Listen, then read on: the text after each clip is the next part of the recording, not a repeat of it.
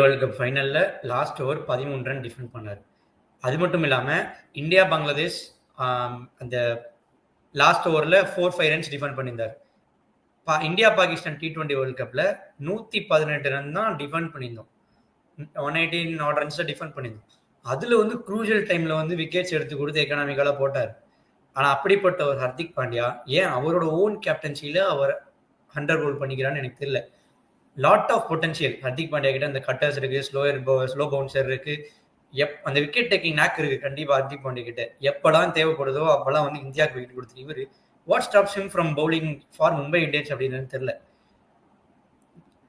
அதான் அந்த ஹர்திக் பாண்டியா கிட்ட அந்த லீடர்ஷிப் வந்து லைட்டா கொஞ்சம் மிஸ் ஆகுது. ஒரு கேப்டனுக்கும் ஒரு லீடருக்கும் இவ்வளவுதான் வித்தியாசம். ஒரு கேப்டன் வந்து ஒரு 11 பேர் கொண்ட குழுவை எப்படி ஹெட் பண்ணி மேட்சை வின் பண்றதுன்னு பார்ப்பாங்க.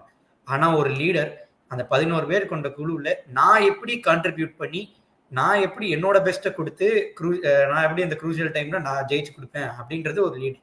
எஸ் 2 ஓவர் 23 இருந்துச்சு. ஹர்திக் பாண்டியா விக்கெட் எடுத்திருந்தார், ஜாஷ் இங்கிலீஷோட இம்பார்ட்டன்ட் விக்கெட் எடுத்திருந்தார். ஆனா அவரு இந்த 2 overs 23 அவ்வளோ ஹை ப்ரெஷர் வேர்ல்ட் கப் ஃபைனலே வந்து 13 ரன் டிஃபெண்ட் பண்ணி கொடுத்த இவரு I don't know what stops him from bowling to Shreyas Iyer in qualifier 2. என்ன ஒரு ஹிட் வாங்கியிருக்கலாம், ஆனா மேபி ஒரு விக்கெட் எடுக்கிறதுக்கான வாய்ப்புகள் பாசிபிலிட்டிஸும் இருக்குல்ல. அதை ஏன் அவர் பண்ண மாட்டாரான்னு தெரியல. So Hardik Pandya should stand out as a leader இந்த next year instead of being in just a captain. So இதான் என்னோட வியூஸ். ஸோ உங்க வியூஸ் வந்து கமெண்ட் பண்ணுங்க.